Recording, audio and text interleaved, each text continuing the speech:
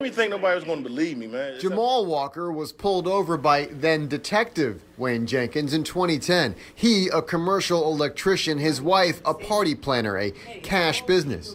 Jenkins said he smelled weed and together with his partner, put Walker in cuffs. Next thing you know, Gladstone pops up with a little teeny bag of weed, said, now we get to keep your money. So then Jenkins arrested me for the money I had in my car. And then they went to my house and basically tried to break into my house. Walker said he never had any weed, and Jenkins never had the warrant to get into his house. In all, Jenkins made off with $40,000 from his wife's cash business, but only submitted half that much.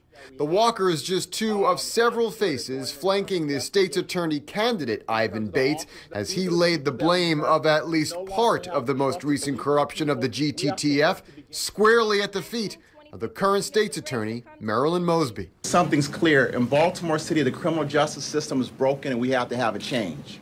Bates is arguing Mosby knew some of these cops were dirty as far back as 2015 and yet still prosecuted their cases.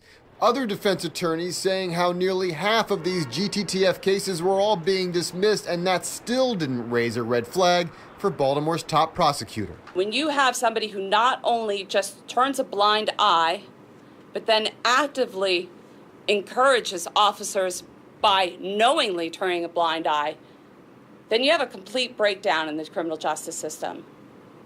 And you can't move forward in a way to bring change to Baltimore. For the Walkers, it's still painful 8 years later. They say Bates got their case dismissed years ago, but as they watch the headlines from this trial, they can only hope their story and others help create change in Baltimore.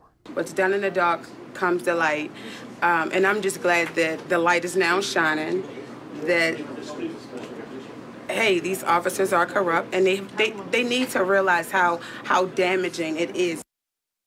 Now, late this afternoon, just 30 minutes ago, Ms. Mosby responded to these accusations by issuing a statement. It reads in part, quote, "There is no question as to my willingness to hold everyone accountable when they run afoul of the law." All right, Brian.